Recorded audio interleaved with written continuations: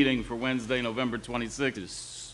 We'll ask all of you to rise. The invocation this morning will be delivered by our police chaplain, Lisa Dennis. Good morning, Mayor and Council. Morning. Community members, let us pray. Gracious God, we gather together today with grateful hearts. We're thankful today for this community that we have privileged to serve. We thank you for the people, the places, and those shared purposes here today that bring us all together. We're thankful for the opportunity to work for the common good for those who trust our best decisions. We give thanks for the dedication for each person in this room, for the gifts and the perspectives they bring, and for the willingness to engage in thoughtful conversation. Thank you for the progress that has been made. Thank you for the challenges that have strengthened us. Thank you for the hope that guides the vision for the future. As this meeting begins, grant clarity, unity of spirit, and wisdom in every decision. May gratitude shape our actions, respect, guide the dialogue. Let compassion lead in every choice.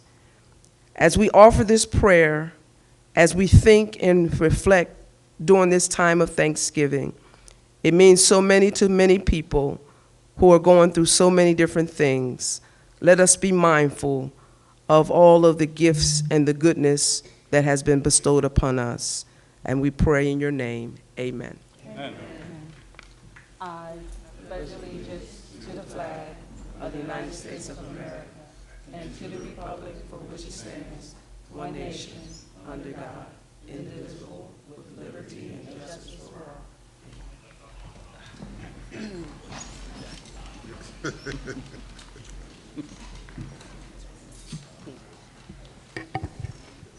Madam Clerk, let's have a roll call, see who's here. Councilors Gibson Williams. Present. Green. Present. West. Present. Davis. Present. Mayor Roots. Present. Can I get a motion to approve the minutes from November 12th? So moved. Second. All those in favor? Aye. That sounds like all of us. Motion carries.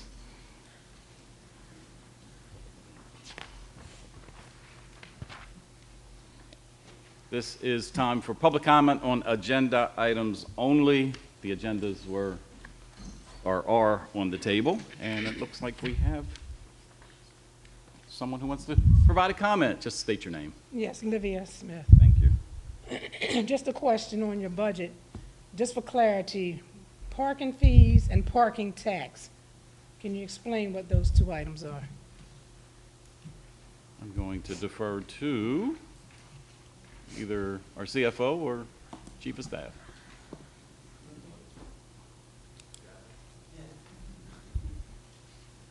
And here he comes, our Chief Financial Officer, Mr. Richard Troutman, for those of you who may not have met him. Ms. Smith and Council and Mayor, the subtle nuance is the parking tax is as prescribed in the ordinance. Generally speaking, it relates to the parking around the stadium. The parking fees are all other instances that are related to parking. Okay, so you're saying that the parking tax around the stadium, they pay a tax to park around the new stadium, right? Yes. Okay. You're saying the parking. Well, and yes, and yes. And you're saying the parking fees or what, is that what you charge the residents to park in front of their property? Is that what the fees are? Essentially, yes. So, okay, so it's $80,000 and you charge about, $25, right? So that's like 3,000 households that are being charged for parking in their own property. That's the major component of it. There's other pieces, but that's the major part. That's the major.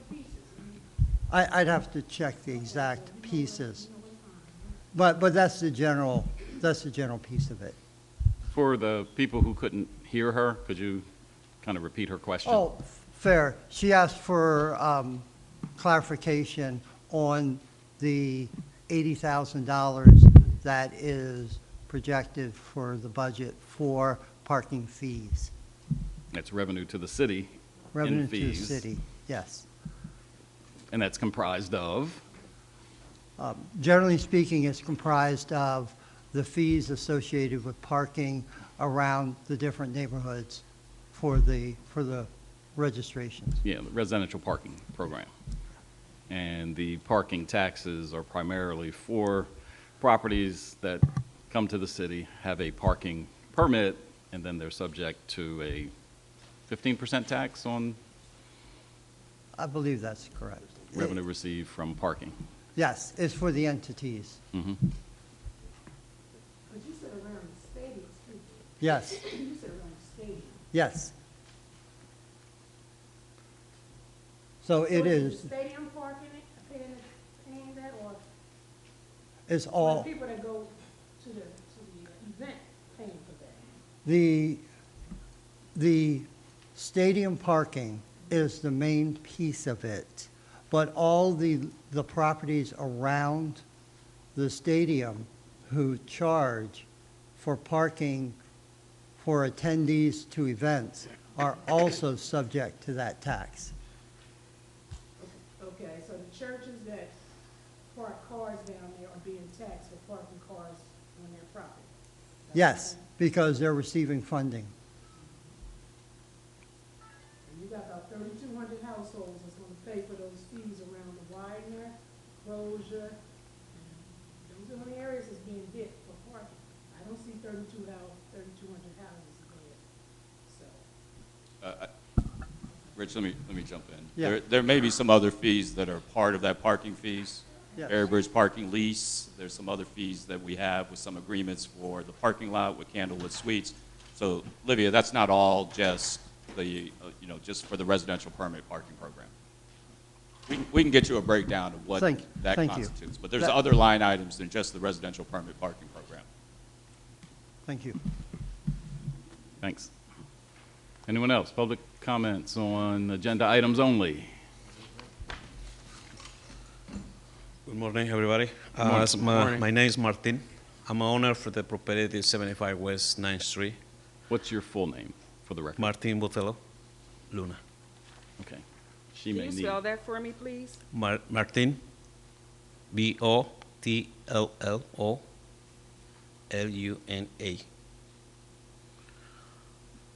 I'm the owner for the property 75 West 9th Street. I want to give a opportunity to Apex Automotive to use my spot for the business what they want, and also because that way we can help me for the spenders, so for the water storm for empty lot is not going to make any sense. So we like to have some income to cover all the spendings every month. That's all I want to say. Okay, thank you. Any other comments on agenda items only? Yeah, comment. Alan Boyd. I was unfortunate enough to. I'm sorry. You were getting up and saying your name at the same time. I I'm did not sorry, hear it. My Alan apologies. Boyd, Boyd? A-L-A-N Boyd, B-O-Y-D. I was unfortunate enough to have a run-in with Triple C's. About 2 weeks ago, Morton Avenue was out from some type of crash, and I couldn't make it to my residence. I had to park over at Jefferson Squares.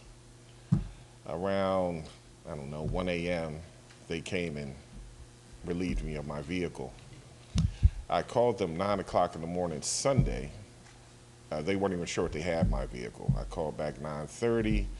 Apparently they found it and told me they were closed for the weekend. I could not get my car until Monday. I called them Monday morning, 9:30, 10-ish, and they made me aware that I was owed 4 days of towing. Now, Sunday at 1 o'clock is Sunday. to me. I mean, that's what I was told, that day ends at 12. Monday would be one salad day, of which I got charged 4. But who am I to argue? Because had I not paid, I would not receive my vehicle. But it angered me enough to look into them a little bit, to find out that I'm not the only person they've done that to. And they have a 1.0 rating on the internet. I just thought that would be something that you should take into consideration, as to be that they're looking at them to be part of Chester and their towing program. I also have Apex's rating, and I was nice enough to put in here some of the very nice, unnice things they've said about Triple C's. They have very few comments. All 7 of them were very negative and very long. But Apex has a 4.9 rating, highest being 5.0. I just don't see how the correlation of the two should have ever been a question. That's all I have to say moving forward. But I do have copies for anybody that would like to read them. All right, thank you. Any more comments on agenda items only? How you doing? My name's Richard Pierce. I'm sorry, Mr. Richard Pierce. I got it. Okay. Can you just lift the mic up? I don't know if it's my hearing this morning. Like, I don't hear anybody that well.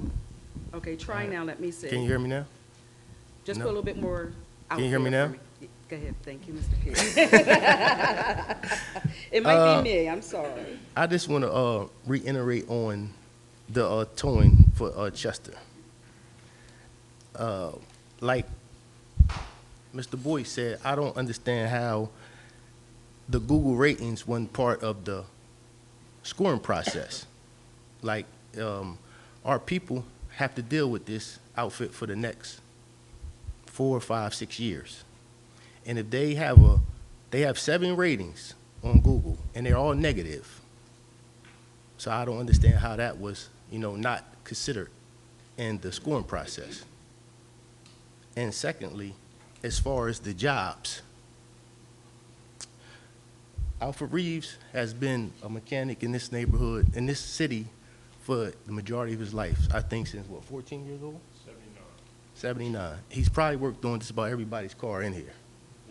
And he's asking for the opportunity to serve in another capacity. He's at the point where he can't turn a wrench for another 30 years.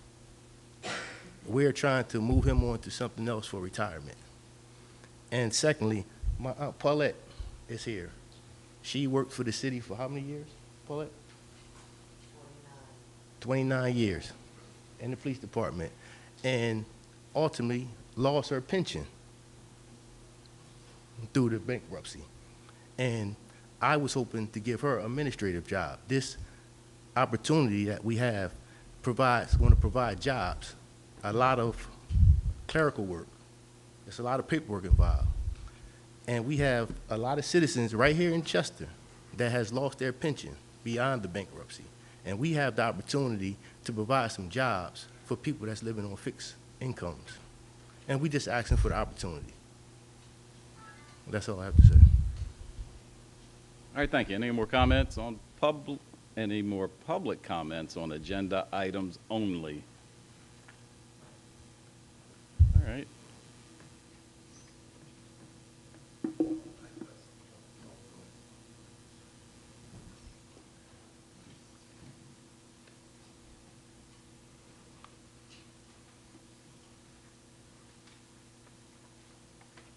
He was just Mr. signing Salim was that. just signing his name. Good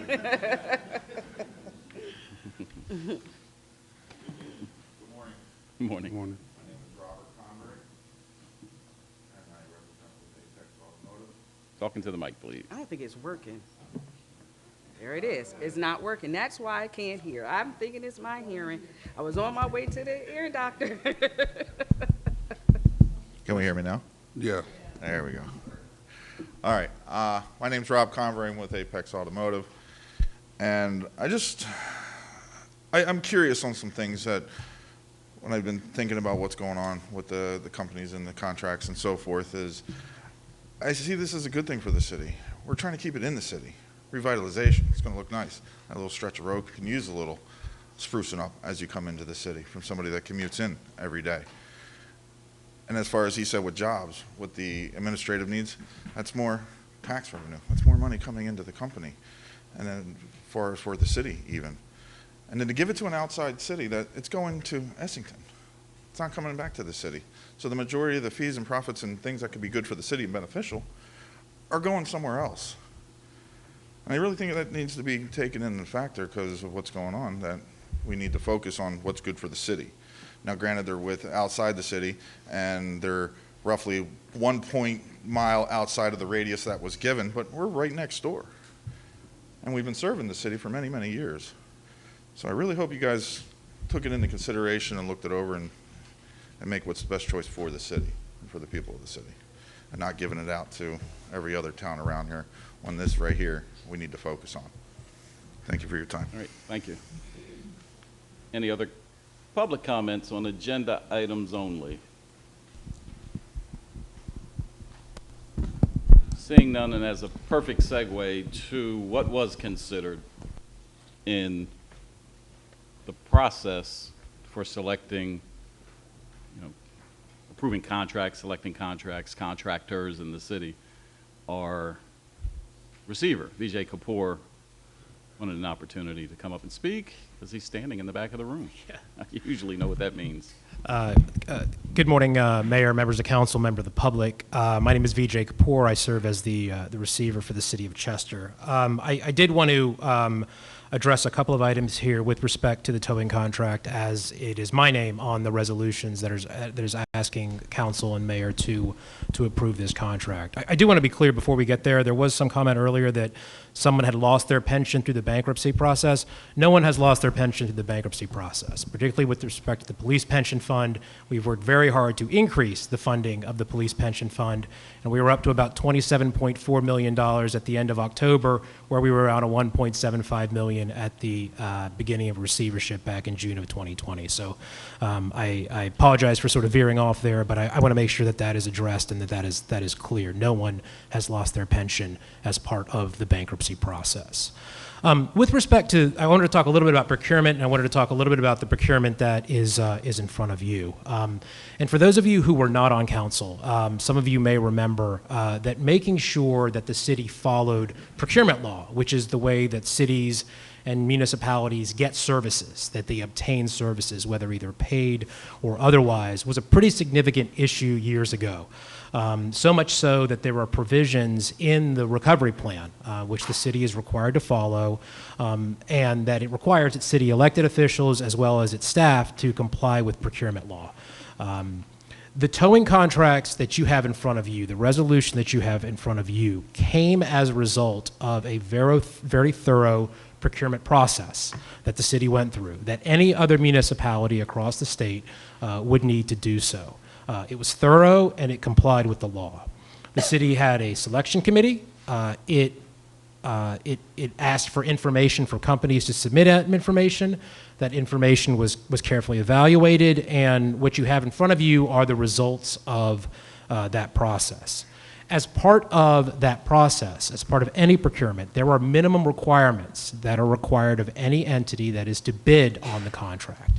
These are often insurance requirements or other sorts of things that are minimum requirements. If you do not meet those minimum requirements, you are not going to be selected as the vendor as part of the procurement process. That is what those are. Those are minimum bids.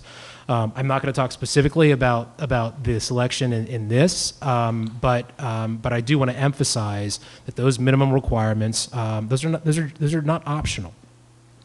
Prior to the results coming to you, they came to me. I am satisfied that the selection committee fairly followed the correct process and objectively evaluated the various companies. And I would not have signed off on that if I wasn't. I realize that there are companies and are individuals who are not happy about those results, but I want to really emphasize the city has to follow the law when it comes to procurement, and that's not just to avoid lawsuits, but it's also to ensure that our residents receive the very best services they possibly can. That is what happened here, and I'm confident that happened with this process, and I ask all of you to approve the resolution when it comes up to vote. Thank you. All right, thank you. Any other public comment on agenda items only? Seeing and hearing none, let's move on.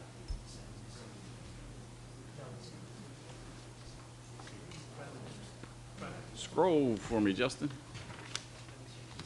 There we go. Old business, new business. We're going to make this one line item in the future, right? It's all one. Anything from council that they'd like to share? Yes, I would like to thank everyone who participated in the Thanksgiving give back that we had. It was phenomenal. It was family centered and everyone had a good time. Thank you to all of the partners that partnershiped with us. We were able to bring one of the Philadelphia Eagles team members here, Nicole B. Dean. We had LSN with giving out the turkeys in the front of, on the side of City Hall. And it just was an overall good time. And I thank you all for taking part in that. But I also like to thank Crystal Burrell because she did a phenomenal job in pulling everything together so that our community could come together and celebrate Thanksgiving. So can we give Crystal a hand and everyone who participated?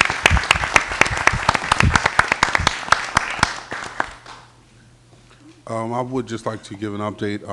The young man that died in the fire, that succumbed to his injuries as a result of the fire last week, the balloon release that was scheduled for this evening, due to impending weather, it has been moved to Friday at 6 p.m. And also, there is a GoFundMe set up for the family to help bury him. So if you guys get a chance to donate or share it, it is online. Thank you. What is the GoFundMe under? I am not exactly sure what it's under, but it is on my Facebook page. I did post it. Okay. Does this mean there are two GoFundMes? Because No, it's just one. just No. the one? Mm-hmm. Okay. And I'd like to take this opportunity to thank Councilwoman Tamika Gibson Williams, who is always concerned about the community and whether or not you have enough food. And with the way things have been going from federal government down to local, funding is limited. Some people have lost their jobs. And so this is a critical time for our people. So it's time for us to come together and share.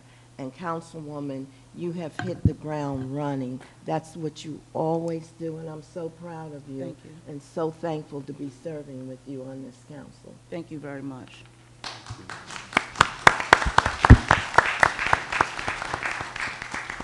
I also want to mention that there have been several ministries that have come together to serve our community as well, with Pastor Rashida Lee and a number of other entities. And I just want to thank all of the ministries, whether it be Islamic, Jewish, Christian, everyone has come together as a community. And my heart is just so filled with so much gratitude for the love that I've seen demonstrated through our community. What Chester makes Chester, and we making it. And thank you guys.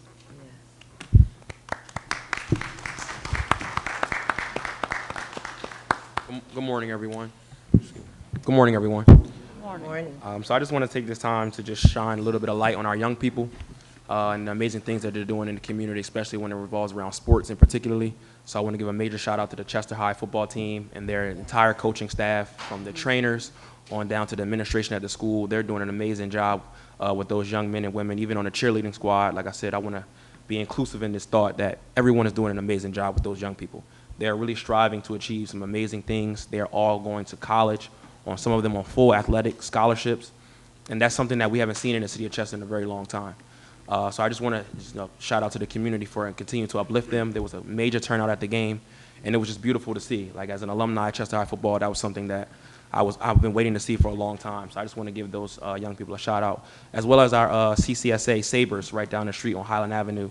Their cheerleaders traveled to New Jersey and ranked top 5 in their cheerleading competition, and that's something that we're not, exposing our young people enough to, that they can travel outside of our community and get the national recognition that they deserve. So I just want to uplift all the parents, the scholars, anybody that's involved in our young people. They're really doing an amazing job, and I'm just thankful to see that our community is really rallying behind our people that are going to be our future leaders are our kids. I'm happy to see our community is really doing so. So I just want to take the time to say thank you all for that.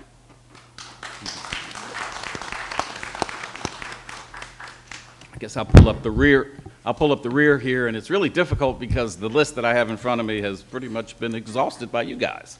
But there's a couple other things that I want to bring attention to that has occurred since our last council meeting. One of them was the ribbon cutting at Grace Manor. So many of us know the old Pulaski School.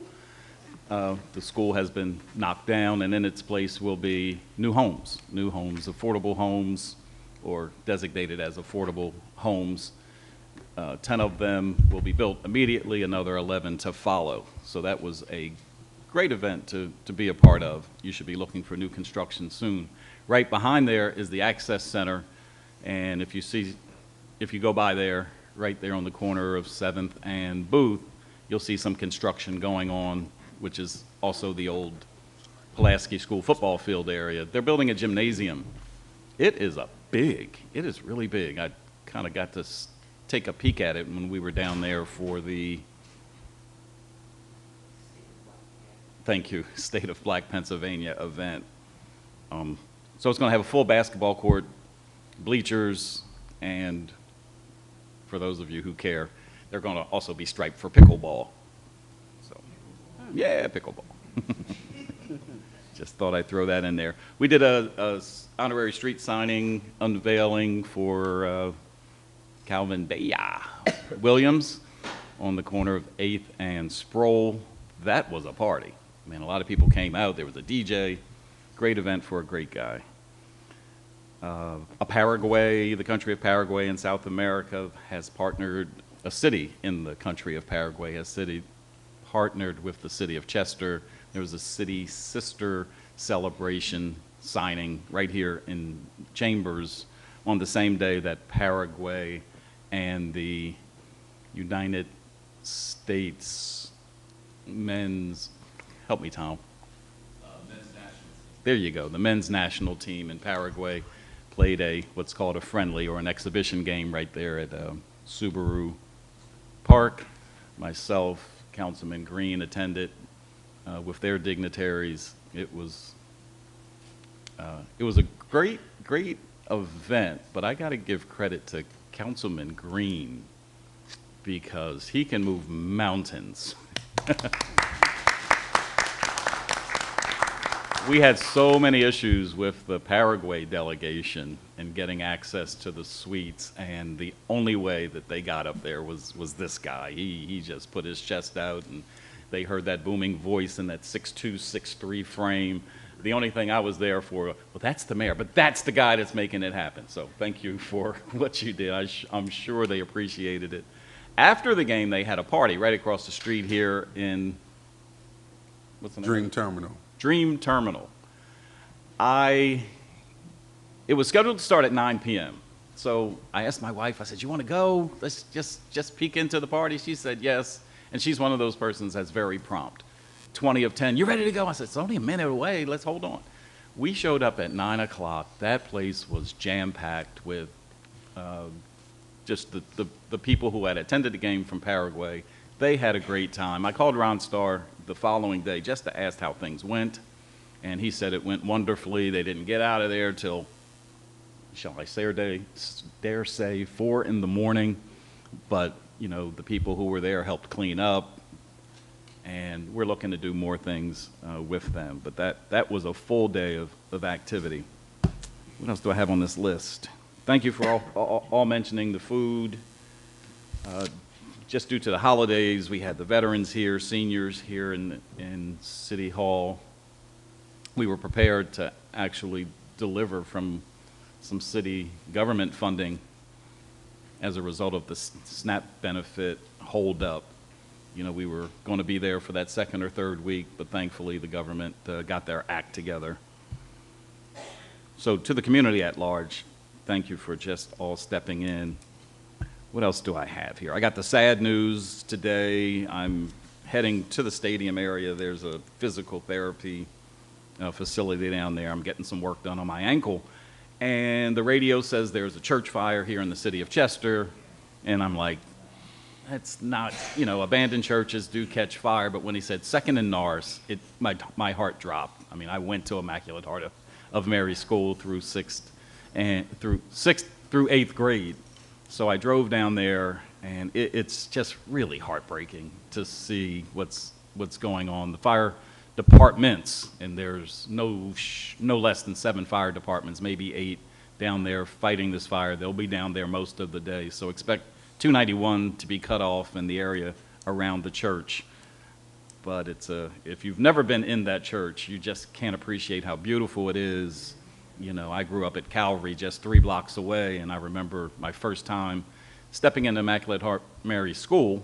School's a school, but when I stepped into the church, it was an experience, just the bigness of it, the architecture, the wood, the marble, the Stations of the Cross, which I didn't even know what they were, but I just saw this, you know, just the beauty of it, the stained glass. And most important to me, or most noticeable, was the altar, where they had that big marble table, and carved in the front was the Last Supper. Good times, you know, good education, great CYO basketball experience with my coach being attorney Clinton Johnson. You know, that's a story that we always laugh about. But I took pictures and sent it to some of my classmates, and we're all in it's just sorrowful time. The other sad news was Chester High losing, but they had a great season. I want to thank everybody who took the trip out to Springfield. We filled the bleachers.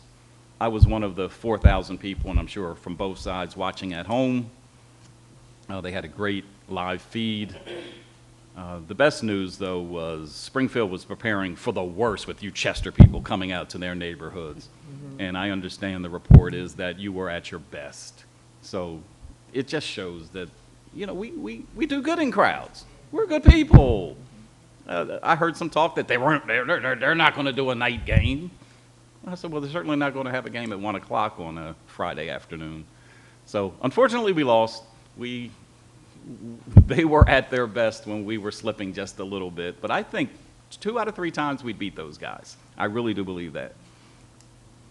And then the Philadelphia Union, for those of you who follow professional soccer, you know, the professional team right here, took a L this week as well in the semifinals. So that was a little sad for our soccer fans. So that's, I think, everything I have on my list. Let's move on to what we came for, the ordinances. And our clerk, ordinances and resolutions, our clerk is going to make a little comment before she gets started. We've slightly adjusted how we present these resolutions and ordinances, but the full copy of all the resolutions and ordinances are online for your full reading pleasure. Madam Clerk. Good morning, everyone. The ordinances will be read out in full, but the resolutions, I'm only going to read the verbiage on the agenda that you have. They will not be read in full. Again, the resolutions are online, and when the minutes are produced, they will also be typed out completely. And I'm going to start with the ordinances.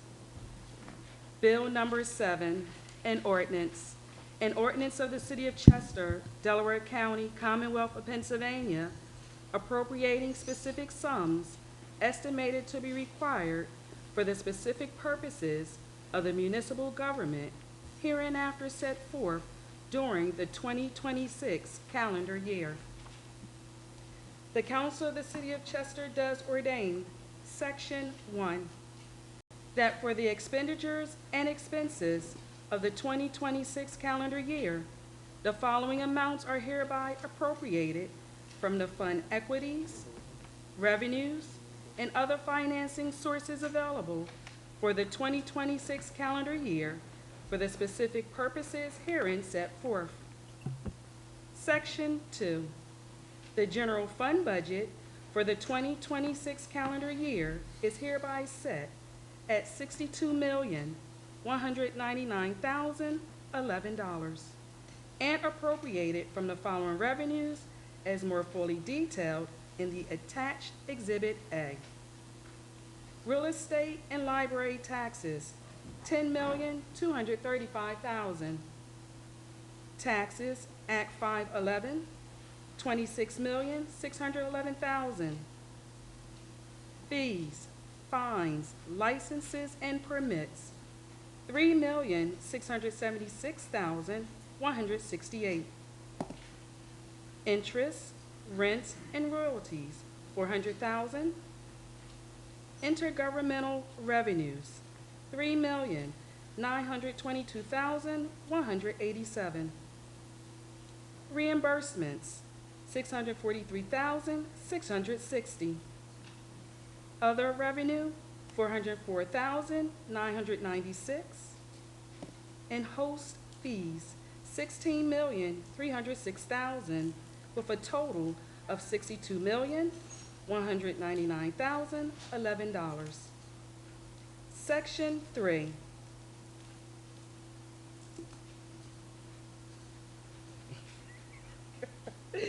Sorry. It's all right. The general fund budget for the 2026 calendar year is hereby set at $62,199,011 before unpaid pensions and appropriated to the following departments as more fully detailed in the attached Exhibit A. Department of Public Affairs, $3,609,750. Department of Public Safety, $16,726,064. Department of Community and Economic Development, $2,840,920. Department of Public Works, $2,108,152. Department of Parks, Public Property, and Recreation, $2,240,261. Departments of Administrative Support, $4,781,524. Benefits, $28,285,340. Operating transfers, $1,380,000. Loan payments, $227,000. The total before unpaid pensions is $62,199,011. Prior year's unpaid pensions estimated, $43 million. The total general fund expense will be $105,199,011. Section 4, the State Liquid Fuels Tax Fund for the 2026 calendar year is hereby set at $898,236, with detailed appropriation described in greater detail in Exhibit A, City of Chester, Delaware County, Pennsylvania, 2026 budget.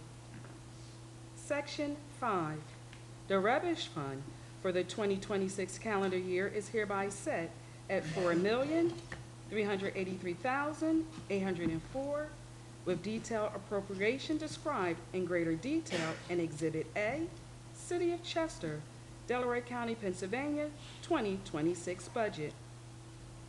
Section 6, the Debt Service Fund for the 2026 calendar year is hereby set at $0, with detailed appropriation described in greater detail in Exhibit A, City of Chester, Delaware County, Pennsylvania, 2026 budget.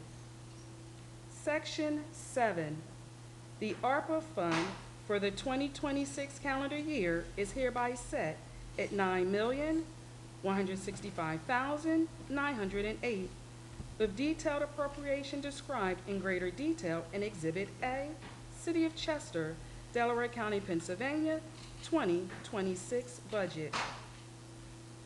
Section 8, The Capital Improvement Fund for the 2026 calendar year is hereby set at $1,742,667, with detailed appropriation described in greater detail in Exhibit A, City of Chester, Delaware County, Pennsylvania, 2026 budget. Section 9, the Rental Inspection Fund for the 2026 calendar year is hereby set at $730,255, with detailed appropriation described in greater detail in Exhibit A, City of Chester, Delaware County, Pennsylvania, 2026 budget. Section 10, the Special Events Fund for the 2026 calendar year is hereby set at $65,000, with detailed appropriation described in greater detail in Exhibit A, City of Chester, Delaware County, Pennsylvania, 2026 budget. And Section 11, that any ordinances conflicting with this ordinance be, and the same is hereby repealed insofar as the same affects this ordinance. I move that we pass Bill number 7 on its first reading. I second that we pass Bill number 7 on its first reading. Any questions or comments? I do have a question. When we went over the budget, I didn't see this Department of Administrative Support. Is that new? I am not aware of that. Yeah, I don't think that's how it should be characterized. We could change that. Okay. It's the same amount, the 62 million that you have in there, but if you look at the detailed attachment, you're correct. That we should alter that in second reading. Okay. We need to make that change, yes. Yeah. So before we move it, I would like to know what that change would be so that we can have it on the record. Because it's $4,781,000. If you look at the attachment, Councilman, it's how those line items were. Look at those categories in the attachments. All of those line items will add up to the $62,199,000. Which line items, though? The CFO is telling me that we combined the administrative line items into that category. So is the $4,781,000, is that for all administrative staff? All the administrative departments that aren't in the other departments. They're not part of public safety, they're not part of the other departments. It's a catch-all for all the support such as finance, HR, those types of departments.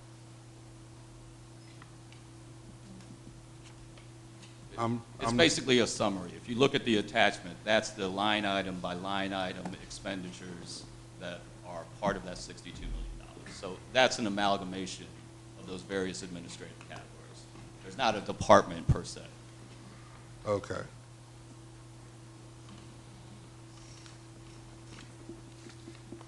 So are we okay in moving this as it is, or shall I say with the necessary changes?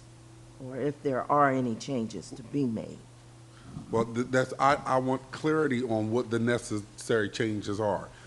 I mean, is there a breakdown of where which department the $4 million goes to?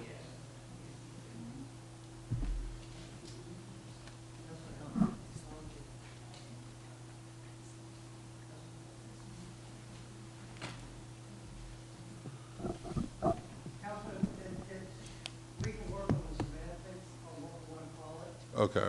But there was the attempt was to consolidate, to make it less of a detail at that level. So it's a consolidated department. As Chief has said, the total is the total.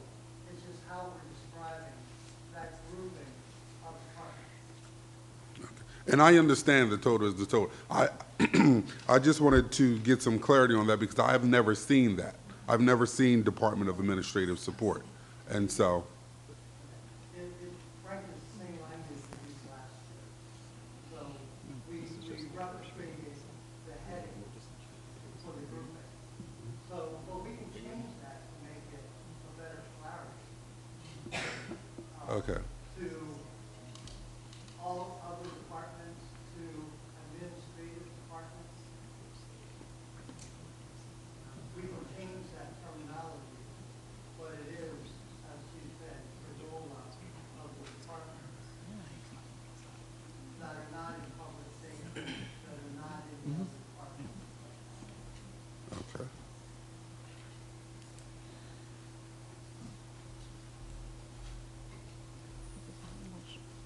Any other comments or questions?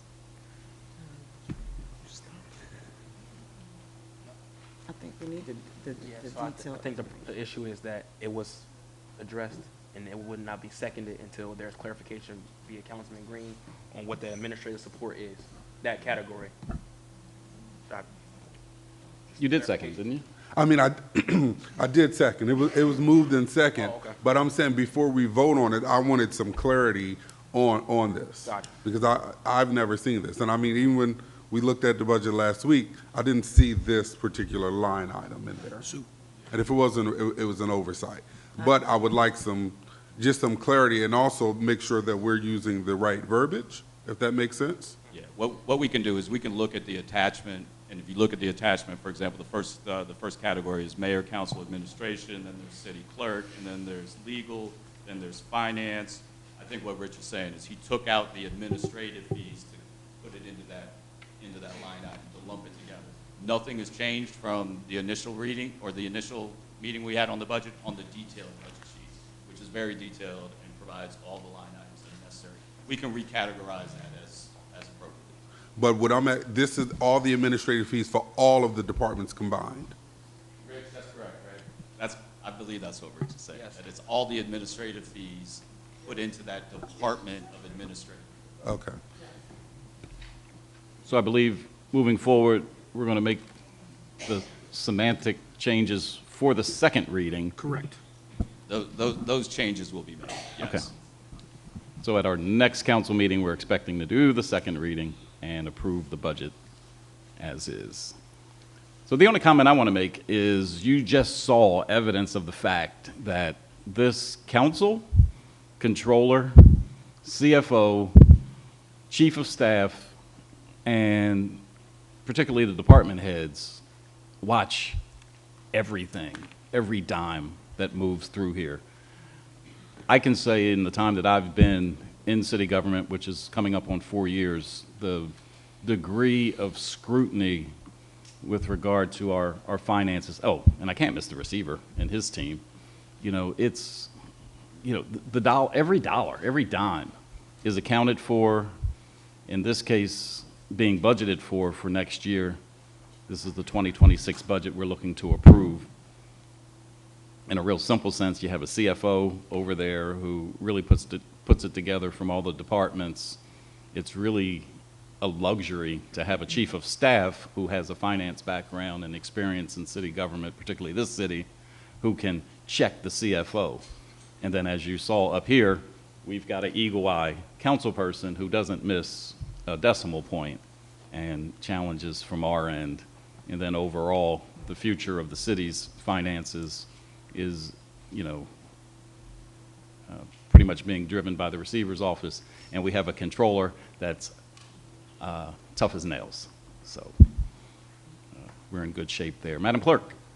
Councilors Gibson Williams? Yes. Green? Yes. West? Yes. Davis? Yes. Mayor Roots? Yes.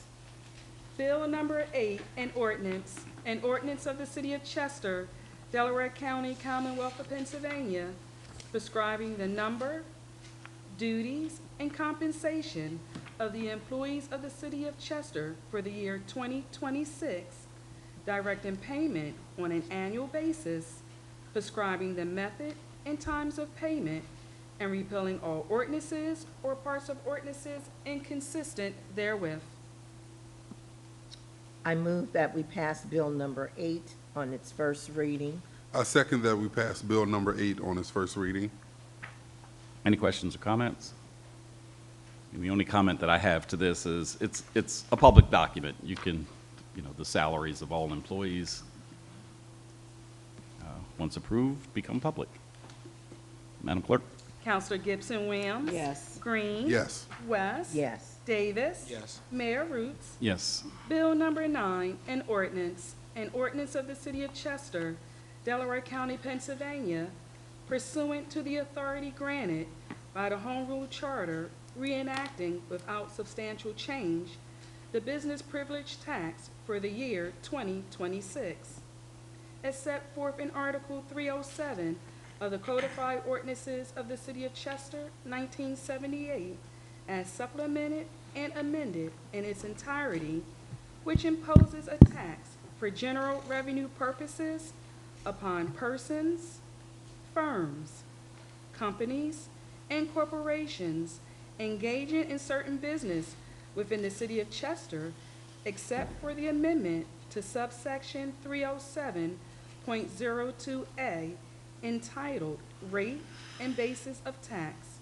of section 307.02 entitled Tax for General Revenue Purposes of said business privilege tax, to set the said rate of tax to 2.0 mils for retail and 3.0 mils for wholesale, and repealing all ordinances or parts of ordinances inconsistent herewith. I move that we move Bill number 9 on its first reading. I second that we pass Bill number 9 on its first reading. Any questions or comments? Yes, I have a comment. So going forward on our next 4, it will be our next 4 resolutions. They all involve the taxes that involve the city. I just want to communicate to the public that none of our taxes have gone up. These are exact same taxes and the prices and the percentages that we paid last year. So going forward into year 2026, our taxes will remain the same. So I know we're going to vote on 4 different taxes. Do I have that right, Mr. CFO? 4? Okay, currently. And none of them changed. So I just wanted to get that out the way now. You heard that from the chair of the Finance Committee. Thank you. Madam Clerk? I just want to make one correction. There are ordinances and not resolutions, 2 different. I'm sorry. Counselor Gibson Williams. Yes. Green. Yes. West. Yes. Davis. Yes. Mayor Root. Yes. Bill number 10, an ordinance of the City of Chester, Delaware County, Pennsylvania, pursuant to the authority granted by the Home Rule Charter, reenacting the earned income tax for the year 2026, as set forth in Article 303 of the Codified Ordinances of City of Chester, Pennsylvania, 1978, as supplemented and amended in its entirety without substantial change, except for an amendment to Section 303.02 entitled Imposition of Tax, to impose a tax of 2% for 2026 for general revenue purposes on salaries, wages, commissions, net profits, and other compensation earned by non-residents of the City of Chester for work done on services performed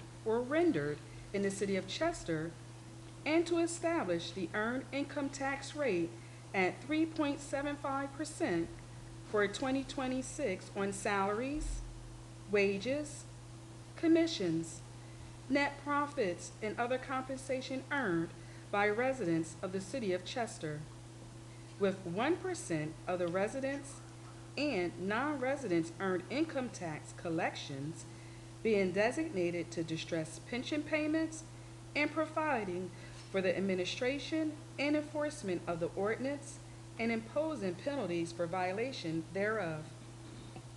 I move that we pass Bill number 10 on its first reading. I second that we pass Bill number 10 on its first reading. Questions or comments? Madam Clerk? Councilors Gibson Williams. Yes. Green. Yes. West. Yes. Davis. Yes. Mayor Roots. Yes. Bill number 11, an ordinance of the City of Chester, Delaware County, Pennsylvania, pursuant to the authority granted by the Home Rule Charter, reenacting without substantial change for the year 2026 the local services tax as set forth in Article 305 of the Codified Ordinances of the City of Chester, Pennsylvania, 1978, as supplemented and amended in its entirety, which imposes a tax for general revenue purposes upon the privilege of engaging and an occupation within the corporate limits of the city of Chester at the rate of $52 per year. I move that we pass Bill number 11 on its first reading. I second that we pass Bill number 11 on its first reading. Any questions or comments? Madam Clerk? Councilors Gibson, Whamms. Yes. Green. Yes. West. Yes. Davis. Yes. Mayor Roots. Yes. Bill number 12, ordinance, an ordinance of the city of Chester, Delaware County, Pennsylvania, enacting the tax rate for the year 2026 on all real property at 9.4041 mils and fixing the library tax at .4017 mils.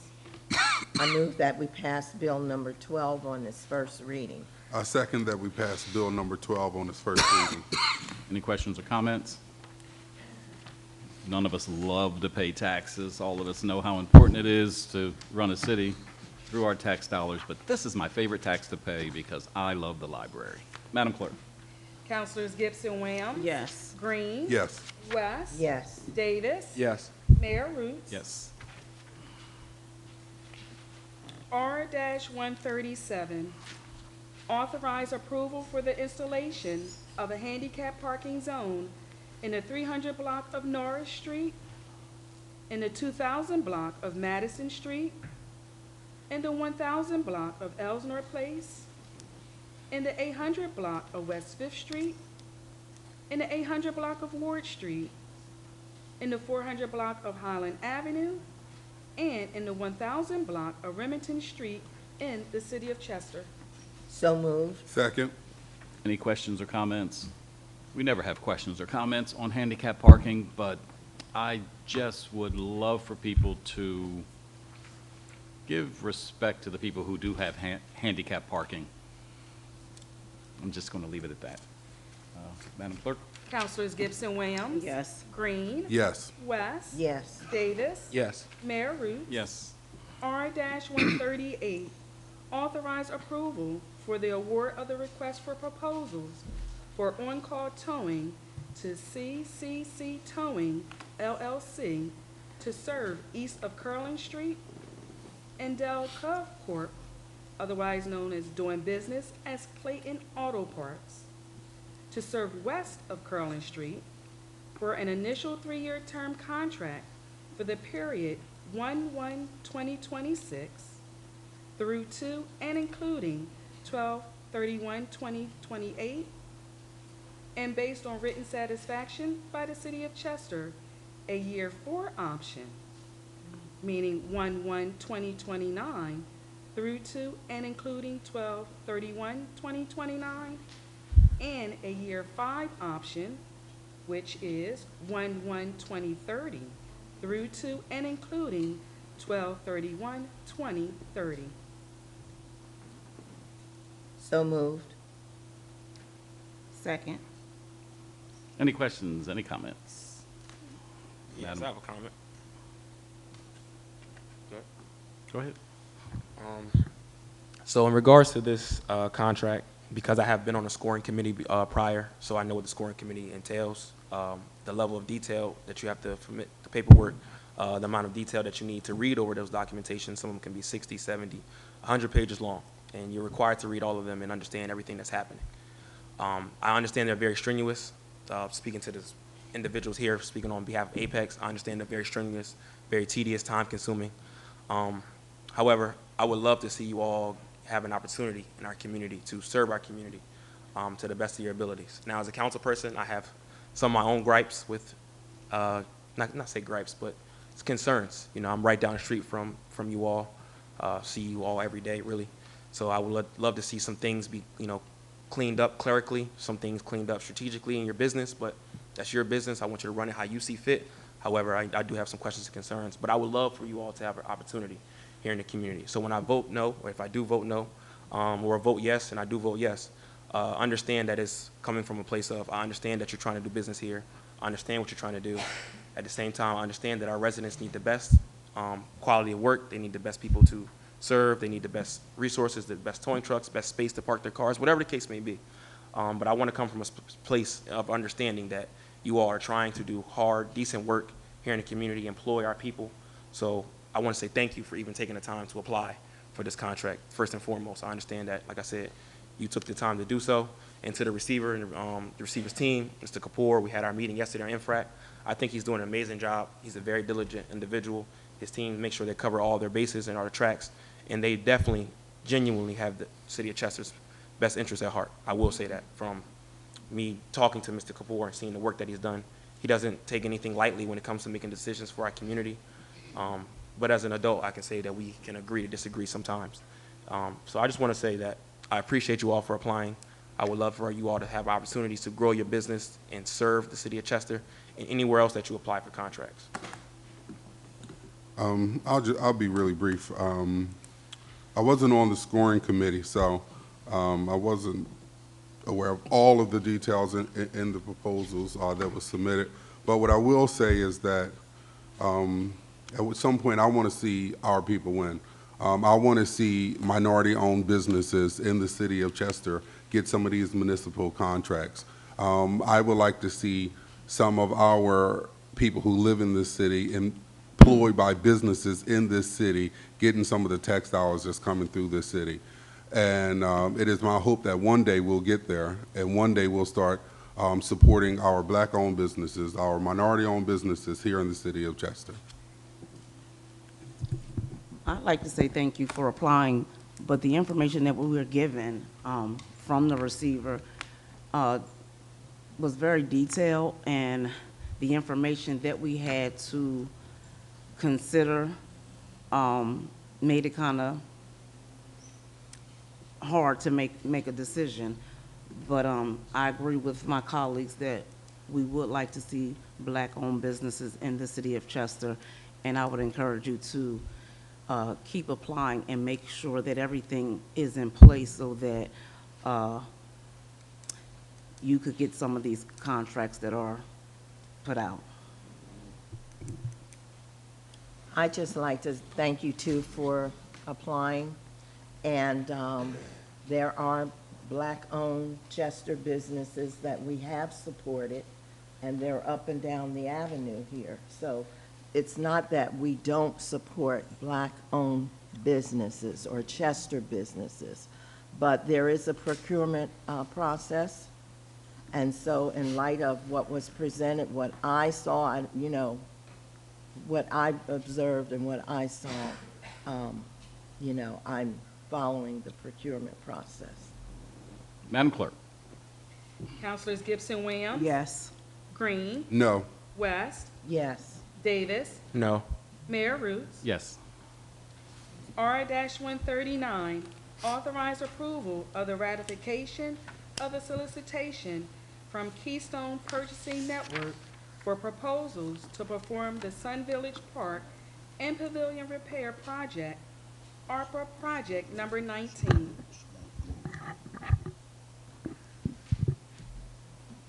So moved. Second. Any questions or comments? Madam Clerk. Councilors Gibson Williams? Yes. Green? Yes. West? Yes. Davis? Yes. Mayor Roots? Yes. R-140, authorize approval to publish a notice of the 2026 budget public hearing on December 8th, 2025 at 1 p.m. in City Council chambers. So moved. Second. Any questions or comments? Madam Clerk. Councilors Gibson Williams? Yes. Green? Yes. West? Yes. Davis? Yes. Mayor Roots? Yes. R-141, authorize approval to publish a notice for the reorganization of Chester City Council to be held on January 5th, 2026 at 10 a.m. in City Council chambers. So moved. Second. Questions or comments? Madam Clerk. Councilors Gibson Williams? Yes. Green? Yes. West? Yes. Davis? Yes. Mayor Roots? Yes. R-142, authorize approval of the 2026 legal holidays for the City of Chester. So moved. Second. Questions or comments? Madam Clerk. Councilors Gibson Williams. Yes. Green. Yes. West. Yes. Davis. Yes. Mayor Roots. Yes. R-143, authorize approval of the 2026 deliberative only meetings for the City of Chester held at 2 p.m. on the listed days in City Council chambers. So moved. Second. Questions or comments? Madam Clerk. Councilors Gibson Williams. Yes. Green. Yes. West. Yes. Davis. Yes. Mayor Roots. Yes. R-144, authorize approval of the 2026 council meetings for the City of Chester held at 10 a.m. and were designated by an asterisk at 7 p.m. on the listed days in City Council chambers. So moved. Second. Any questions or comments? I'll just make the comment here that the public has often asked for more or all council meetings to be in the evenings. It is, I'm forgetting now, whether it's in our administrative code or city charter, the times and dates that are designated, and they are the Wednesdays at 10 a.m. with the 4 evening meetings. In order to change that, that would have to be done by referendum, where you'd go to the poll at the election, and there would be a question as to whether you wanted to change these times. So there is a process for that to get on the ballot. And it will be on the ballot if there are, I think it's close to 750 signatures that you need from the community. Around 750, I believe. Yeah. Madam Clerk? Councilors Gibson Williams. Yes. Green. Yes. West. Yes. Davis. Yes. Mayor Roots. Yes. R-145, authorize approval of the 2026 Chester Aggregated Pension Board meetings held at 2:30 p.m. on the listed days in City Council chambers. So moved. Second. Questions or comments? Madam Clerk? Mayor, I have a comment. I'm sorry I didn't catch it beforehand. The meetings are no longer in council chambers, correct? Aren't they held in the, Community room. Community room. Correct. So with that change, Were we sticking to that change going forward? Wasn't that something that we decided to discuss? No? no, we're going to have that pension board meeting in the community room because of all the attendees. and Gotcha. It's just a better place for the meeting. So I move Resolution 145 with the change in terms of the location of these pension board meetings. Second. Thanks for catching that, Madam Clerk. And the adjustments to the motions, no further questions or comments, I imagine. Madam Clerk? Councilors Gibson Williams. Yes. Green. Yes. West. Yes. Davis. Yes. Mayor Roots. Yes.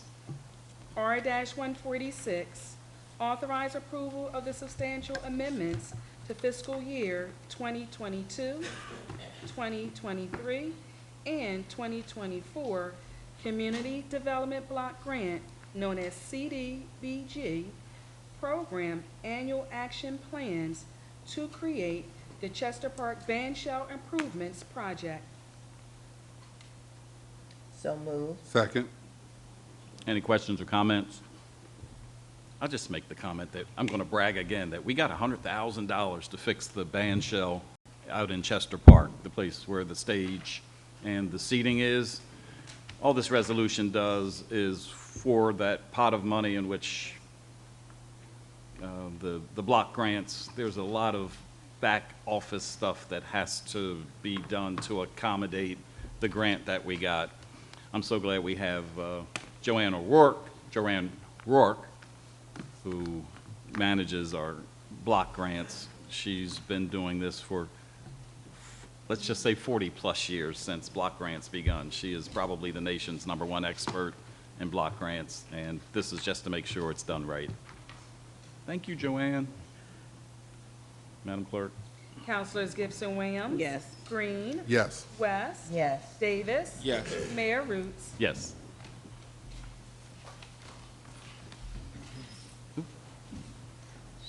Screen back up. It is time for public comment. Public comment. As you guys Mayor, are walking we- out, can somebody grab the list that's up there on the podium? Mr. Yes. Mayor, we have a presentation from Dr. Oh, Motley I keep first. missing the presentation. No, that, do we have this? I'll grab it. I'll get it, don't worry about it. Thank you. So, hold on, I'm gonna announce the presentation. Our screen went out, I wasn't turning pages. Our Health Department update from our Commissioner of Health, Dr. Kristen Motley. Good morning, Sorry, Mayor thank and you. Council. Sorry so many people are gonna miss this, but they'll catch it on the recording. You can catch it on a replay. Uh-huh. I'll just hold it, it's easier. Good morning, Mayor and Council. I just want to give you all an update on projects that I've been working on over the last few months. A lot of things happen and I don't always have opportunity or take the opportunity to share. So I want to make sure you all know what's going on, what has been going on, and what's coming up. So the first slide, just want to go over the 4 parts of how I categorize my work as advocacy, environmental work, healthcare, infrastructure, grants, and then I'll make a few announcements at the end. On the next slide, you'll see I had a wonderful opportunity to join Mayor Roots and community members, including Circle, to advocate for clean air in Chester. And so we're hoping that the full Philadelphia City Council advances the Stop Trashing Our Air Act, which will improve air quality for the city of Chester, which is driving our cancer rates, our asthma rates, heart disease, and we could have 10 hospitals here. But if we don't address the air quality, we're not going to see a change in our chronic preventable health disease rates. I was also chosen to be a Tabor Policy Fellow, which is a regional effort to build my capacity around policy and advocacy. So that's a year-long program. I started it a few months ago. It's going great, and I'm learning a lot. There are leaders from the entire Delaware Valley region. They chose a few people from each county for this opportunity, and I was chosen, one of the chosen for Delaware County. So that's been going great. On the environmental side, a big part of my work has been leading the Chester Lead Task Force, which we just celebrated our 1-year anniversary. Throughout this year, we've secured $1.3 million in grants to address lead in homes and improve indoor air quality. Through our efforts, which takes a lot of volunteers, we have reached over 2,000 Chester residents to educate them on the dangers of lead poisoning, as well as the remediation resources available throughout the community. We also hosted Chester's first Lead Expo, which featured expert speaker presentations and free lead testing, free cleaning kits, and a number of other important lead-related resources. I met with Chester landlords, residential landlords, last month to discuss the enforcement of our lead ordinance, and about half of those landlords who were in attendance agreed to be a part of the lead enforcement ordinance team, which was really exciting. I also have been collaborating with Chester Water Authority to help them with their lead service line inventory initiatives. And then the last thing is that we partner with the Delaware County Health Department to offer lead testing for children in the daycare centers. And so we started that last month, and we'll be continuing to do that through different partners on an ongoing basis. Next, looking at the healthcare infrastructure in Chester, which we know has been dismal. We did host Together for Chester, which is a multi sector consortium of nonprofit, for-profit, government organizations who have come together to just help close the healthcare gaps in Chester. We have organized 2 healthcare resource fairs where people came to get their prescriptions renewed, to get access to their medical records, and to connect with new healthcare providers. We also advocated for residents to receive free access to their Crozier medical records when Prospect started charging people for their records, and through everyone's advocacy, we saw them now offer medical records at no cost. We made over 150 successful referrals to healthcare providers for people who lost their primary care providers or their specialists through Crozier closing. We also recruited providers now. We are able to make referrals to primary care doctors and other specialists who make house calls and who offer telemedicine for people that have transportation challenges. Over the last month or so, we vaccinated almost 200 residents through our community-based vaccination program, and the locations have included City Hall, Palmer House, Shiloh Baptist Church, Episcopal Place at Park Row, and Local 413. Next, in terms of grants, we did submit, thanks to our CFO and our grant contractor, we submitted a $3.5 million grant from HUD, and that decision is still pending. I'm hoping that we'll hear something very soon. And this was to advance our lead initiatives and lead remediation work. So we'll get additional money, hopefully, to expand that work and help more homes. And then lastly, in terms of announcements, we are looking for more Chester residents to get involved in the Chester Lead Task Force and in our Together for Chester initiative. We do have a handful of Chester residents, but we're always looking for more. So if you have any interest, please let me know.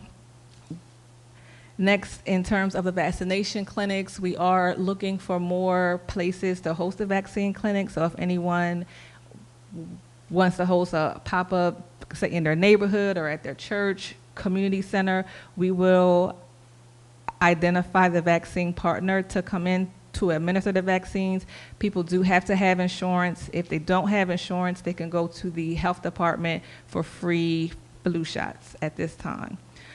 We also have a nurse who has graciously volunteered. Many of you may know her, Gwen Smith, who has made a commitment to go to Chester homes for people that cannot get out of their home to administer their vaccines, and she's going to partner with Springfield Pharmacy to do that. So if anyone knows of anyone that cannot get out of their home, and they can just call the number there, 610-479-0463, and we will make sure that they get their home visit or their community clinic scheduled.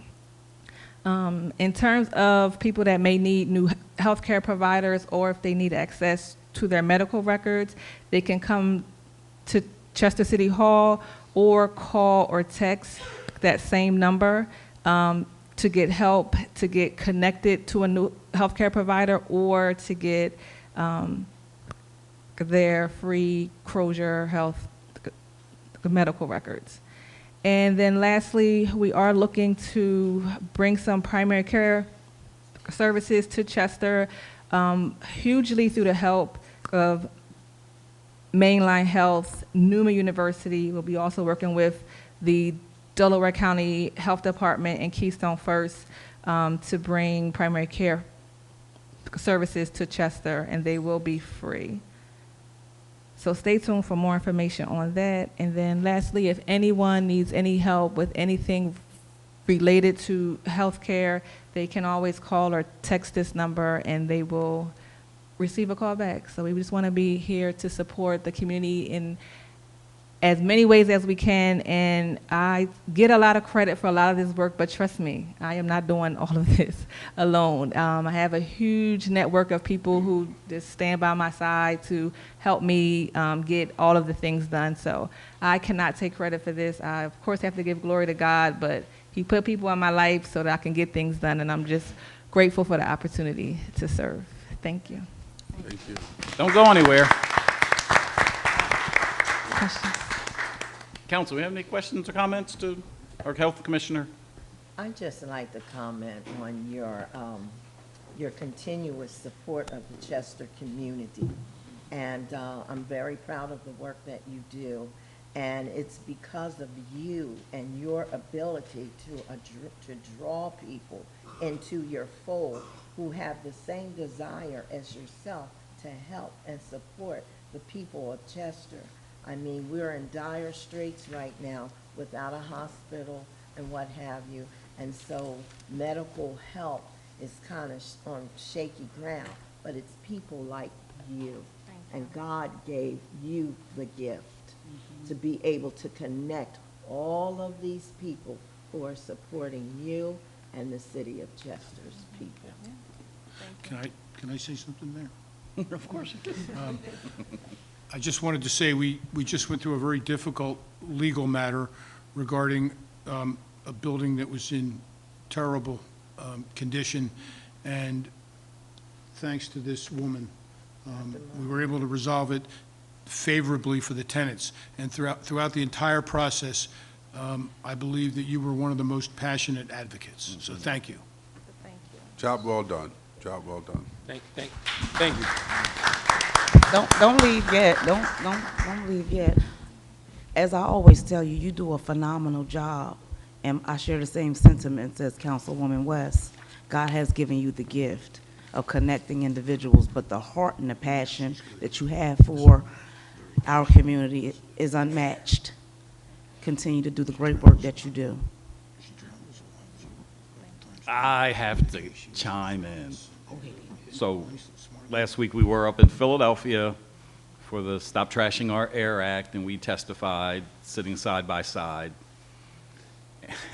And it's not the first time we've advocated together for the community on health-related issues, particularly as a result of the polluted air that we suffer with here in the city.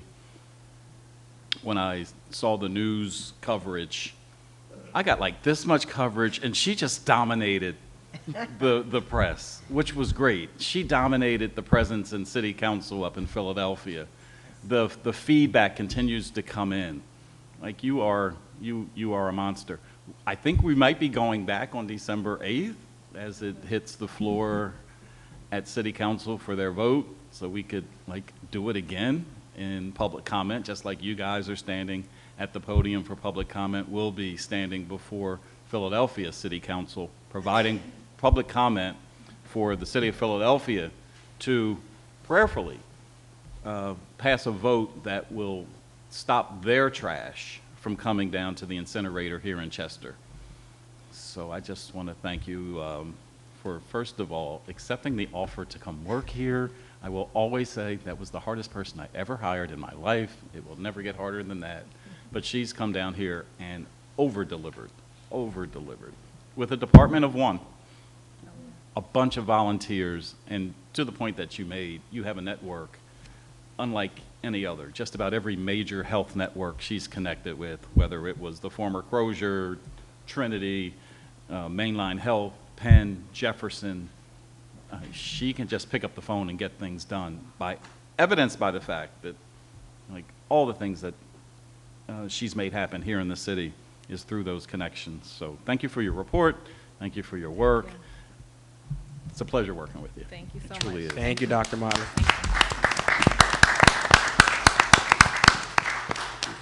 No more presentations, right, Justin? All right, great. It is time for public comment. I think there's a couple on here that probably wrote their names down but did provide comment on agenda items, that being Mr. Martin and Mr. Richard Pierce, who are no longer in the room. So Mr. Nasir Jihad becomes the next one up. Good morning, sir. Good morning, Mayor and Council. Good morning. Chester community, if we still have any visitors. You know, firstly, I'd like to start out with asking that we keep in, well, a prayer for our longtime city councilman, show up all the time, Mr. Brown. Got a report, Mr. Brown is in the hospital. So let us keep him in our prayer for a speedy recovery. What I'm here for today, just to step up as a follow-up, you know, where I came for trying to get some speed signs, bumps, speed bumps or something up at the school, 1105 Concord Avenue.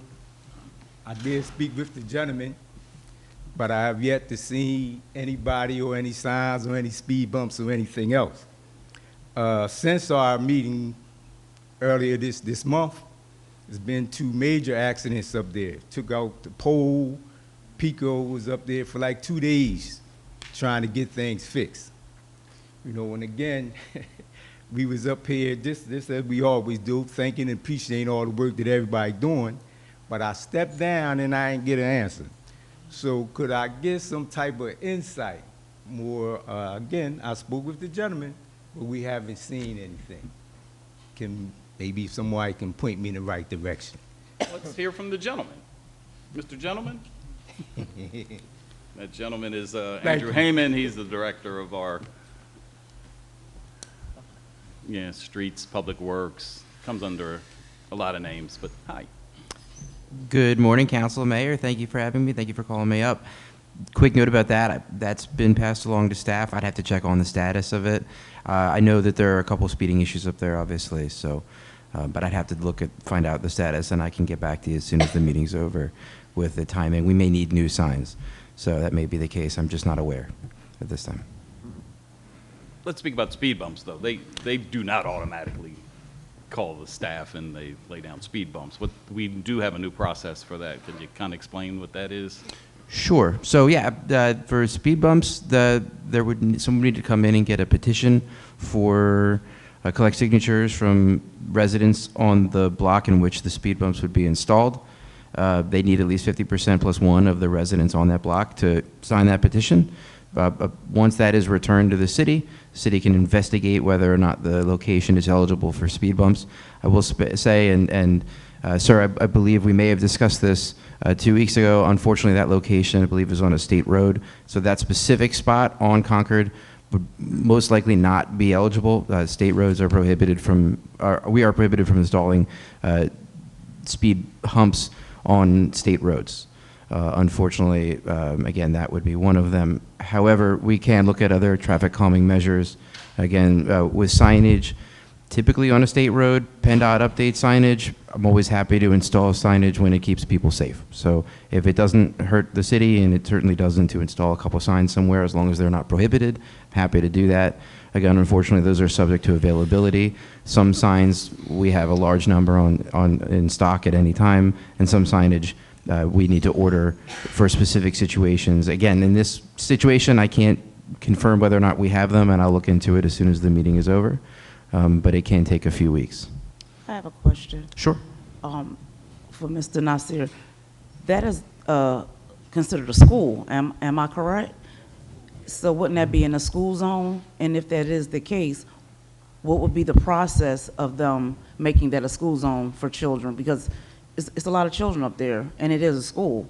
So even if we can get signs that say stop, slow down, children at play, something like that to keep those kids safe, because I have witnessed accidents right in that general location, and the primary concern for us should be that those kids be kept safe when school is letting out. So what would be the process if they wanted to even have, is the school is it recognized as a school through the state?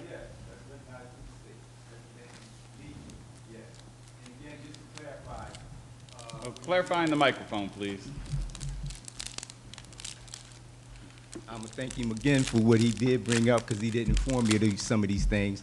But just for clarification, where he talked about Concord Road, we understand that you can't get it, for those that don't know, I'm sure everybody in Chester know the area, along the Chester High athletic field. So he said we can't get the whole road because that's Concord Road. But the main concern really is the intersection. You got like 5 different intersections coming there. So that's really, we need to start to slow down right along there. If we could, like she said, if we could get a sign, we'd be happy with some signs. You know, but we need something, because like we said, it's been 2 weeks, and there's been some major accidents within 2 weeks. And it took down Pico, like we said, they was up there, I'm sure it's documented. So again, we just, whatever can be done, we would appreciate it.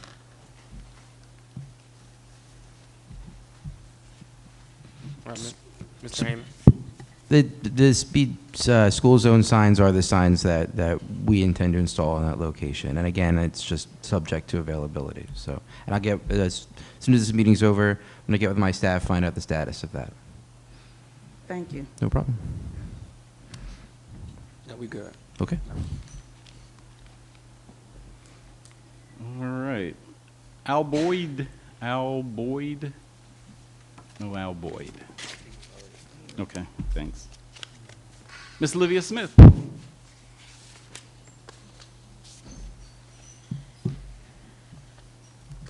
Just some clarification that was stated as you were doing your ordinances and resolutions. I heard you say currently we do have 4 evening meetings. And you stated that in order to have all evening meetings, you have to go through a vote, a vote on a vote. I can remember when we first got evening meetings, when we first got the evening meetings in prior administration, I guess it goes back to Mr. Pileggi. It wasn't on a vote. Council just voted and you had your 4 evening meetings. So I'm just wondering why it has to go through that process to have evening meetings for, for the other ones. It wasn't done right. Just something, I want y'all to go back and look in your records on that, because I can definitely say it, because an organization advocated for having evening meetings during that time.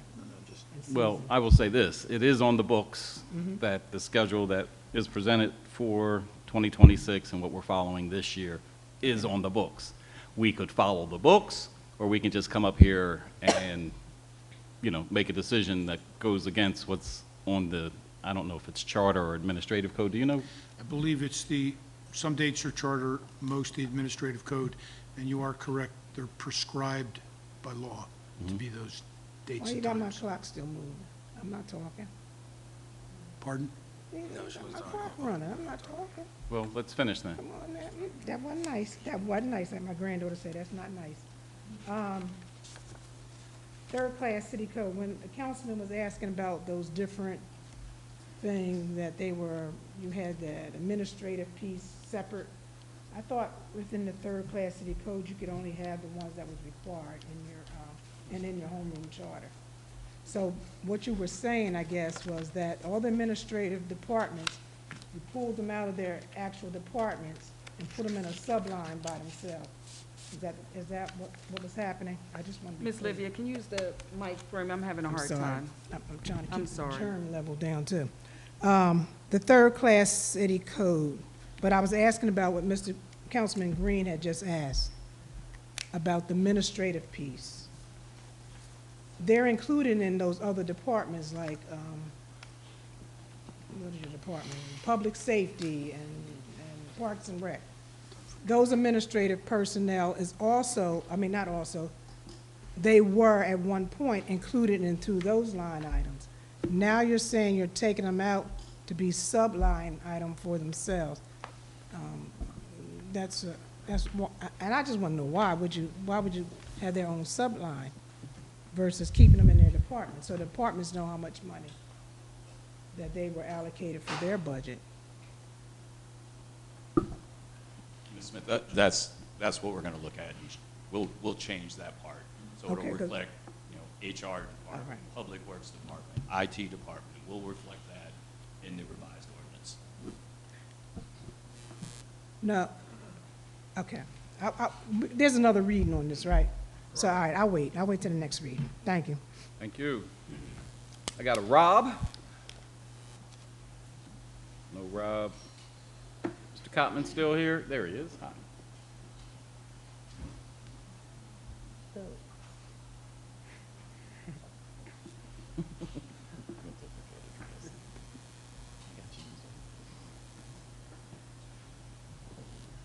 Good morning, Mayor, Council. Good morning. I'm coming here, I see a lot of development going on within the city of Chester. And me being on the zoning board, I see development going on that never went through planning or zoning, planning board or the zoning board, but it's happening throughout the city. I see one location right in front of Local 413 that's building 14 apartments on there with, never went through planning board, never went through land development, never went through zoning board for parking, but we're putting 14 apartments and they will be parking on the street. I'm just trying to get clarity of these things. We're looking at houses and apartments that's getting third floors on them for additional apartments, but still no parking. That never went through zoning or anything else. I questioned the planning board the other day, that asking them how is this going on? I have a meeting. They basically told me that they went through land development, subdivision. They did a subdivision on the property down by Local 413. So they can do these things, but if we all know about land development, land development, if we know about this, subdivision, if we know about these things, then we know that you have to have one big partial and break it down, not have partials and make it to one and say, this is what we're doing. We have a meeting, we have a major meeting. I reached out to Ms. Nona about it. She had a meeting with the planning department. It's supposed to be a meeting with me, and I'm asking council and mayor to come out to it this Tuesday at 1 o'clock here. And I'm asking everybody to come out to find out how is these things getting developed without going through the necessary steps to get these things done. So if y'all are free or whatever else, please come out, hear what is getting said, because to me, it's a lot of different things that's going on. I have met with my colleagues on the zoning board and discussed it. We went through all the ordinances, and things that's in the ordinance is not getting done that's going on right now.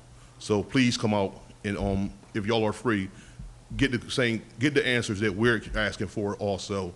And also with anything that got to do with the zoning or planning, please let the community know that these developments is going on with our community, and stop waiting until the development happens and now we get notified about it. Thank you.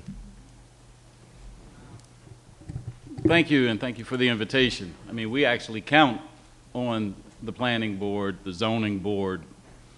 You guys do all your work before it comes to us. So I thank you for advocating for the own board, the very board that you're on, to make sure that the information is correct before it gets to us.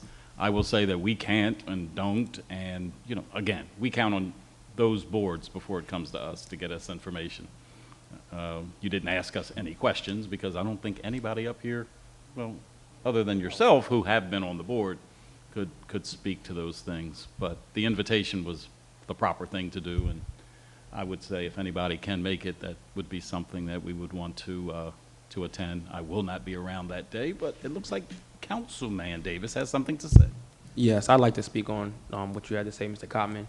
In regards to me being the former chairman of the Zoning and Hearing Board, knowing that the hard work that you all do in your meetings and how long they can be and how detailed they can be, I want to say first thank you for your service and thank you for shedding light to that board and the importance of that board.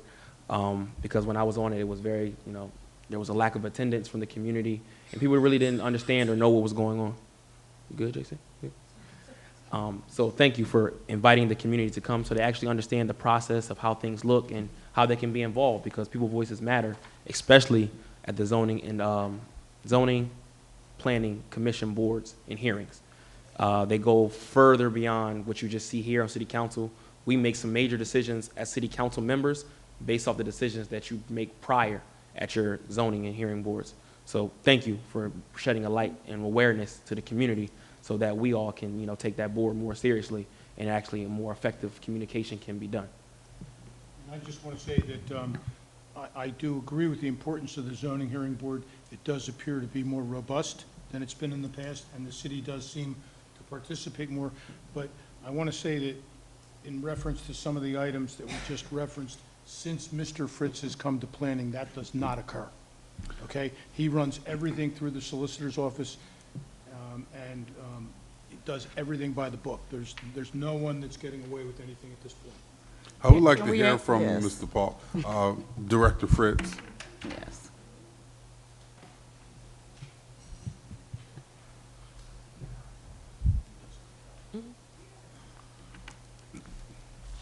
Good morning, Mayor and Council. Good morning. Again, my name is Paul Fritz. I'm the Planning and Zoning Director for the City of Chester.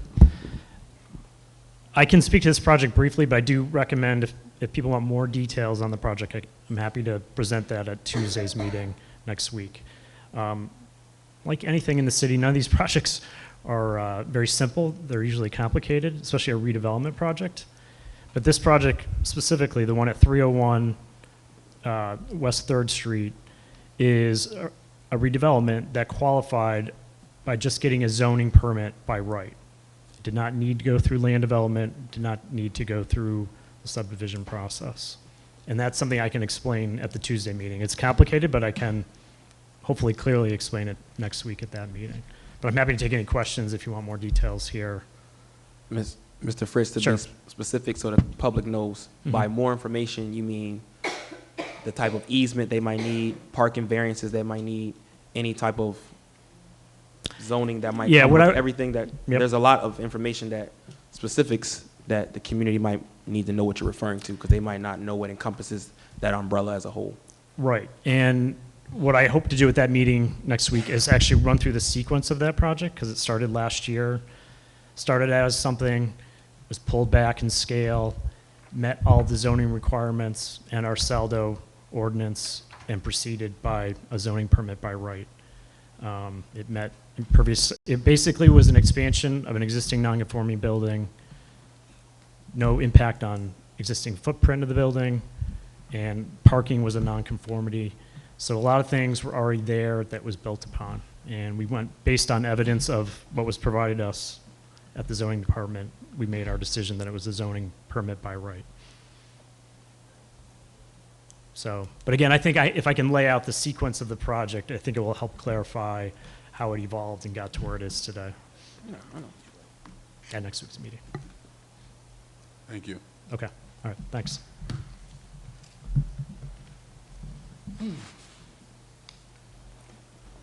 The last person who has signed up for public comment is Mr. Salim. I see a hand out there.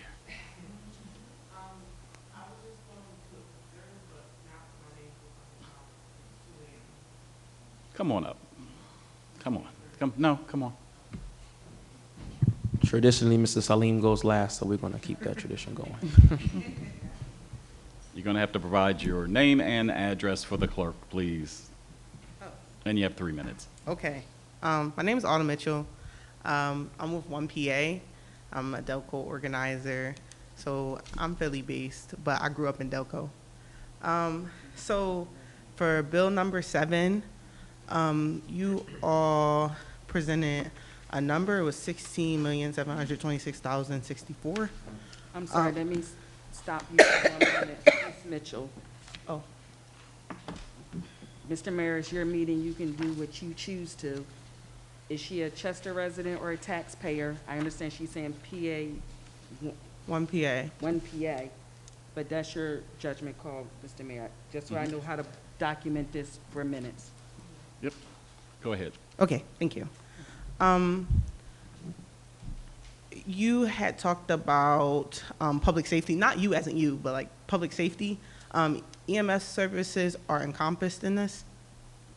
Yes, and if so, what is the breakdown for the 16.7 million? And what explicitly is allocated to EMS?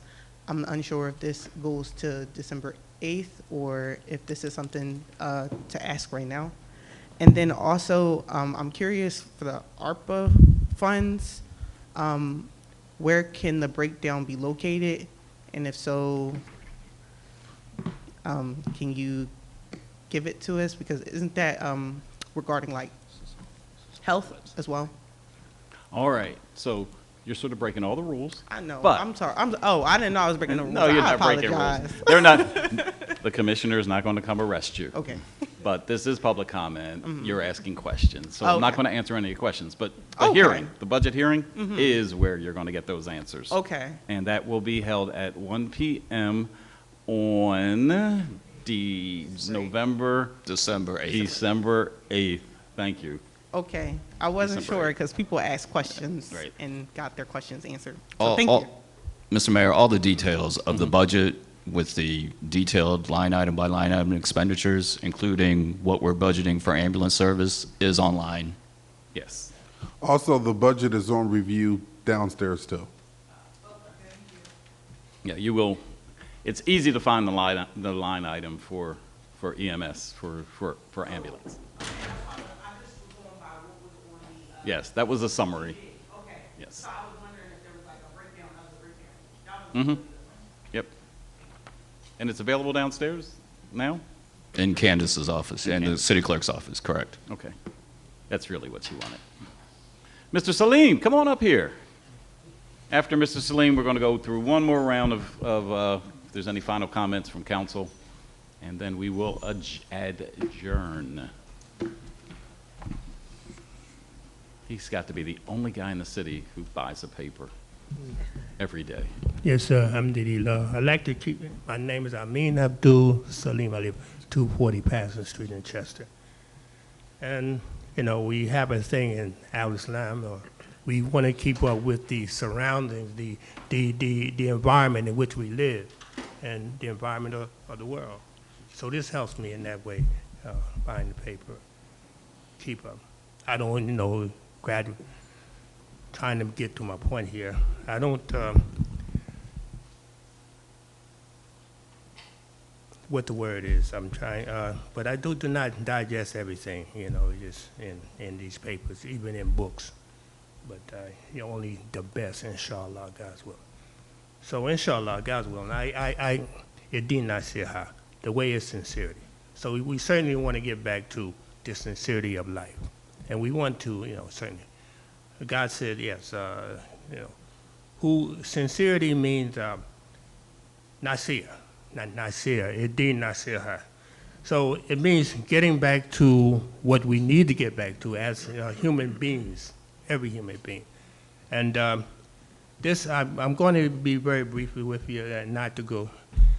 And it says, who do, you know, we have to be sincere to. And it says, it tells us, and God tells us everything, not on thinking, we got to get back to our Lord and see what our Lord is saying to us. So most of you are struggling back, making an effort to get back, and some are just not trying to get back. But we are the ones who are trying to get back. What the Bible said, if you will, sir, you shall be last. This is our time to be, to come up.